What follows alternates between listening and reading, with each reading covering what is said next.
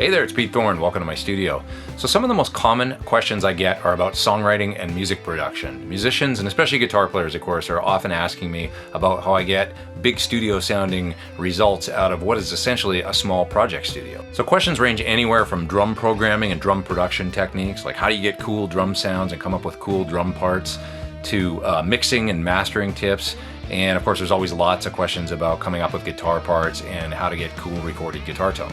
So in conjunction with Suhr Guitars, I've developed a clinic where I'm essentially going to walk you through how I write and produce my guitar-based music. I want to develop a track in the clinic and basically show you, even with a minimal amount of equipment and a small space, maybe even in like a studio apartment, how you can produce terrific sounding recorded guitar-based music.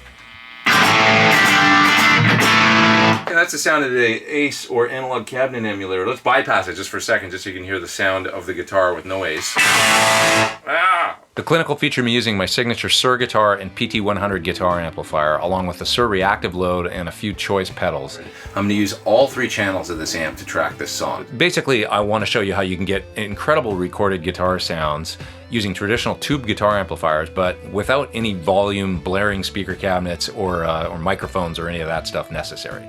I'm going to lay down all the guitar parts live in front of you until I have a finished, completed track. And as I go, I'm going to detail musical and production choices and techniques. I've got a nice sort of medium fast chorus with a fairly watery kind of depth set up. Sounds like this.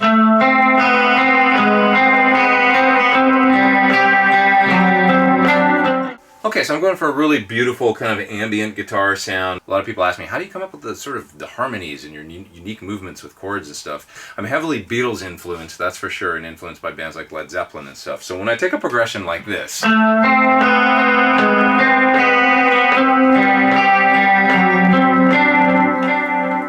so if we take a song like, let's say, the Beatles' Something, I don't want to leave it now, and no, I believe it now. Sounds familiar, right? Or how about...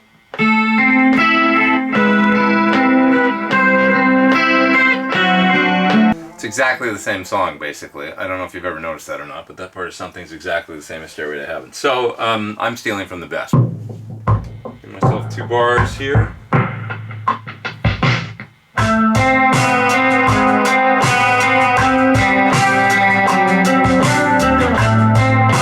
Also touch on things like drum production, EQ, compression, mixing, and mastering. So just to summarize, this song's a great example of how I use sometimes completely different drum instrument plugins in order to build tension and just sort of create different dynamics in a song. So I'm using Easy Drummer 2, and then it's crossing over into Stephen Slate drums using his Bendith drum samples, and here's what it sounds like.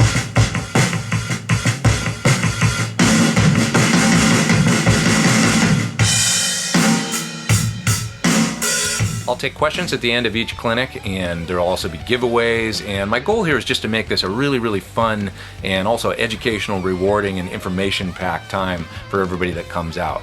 So if I'm doing one in your area, and hopefully I am, please come on out and see me, say hello. I am Pete Thorn. I hope to see you real soon. Take care.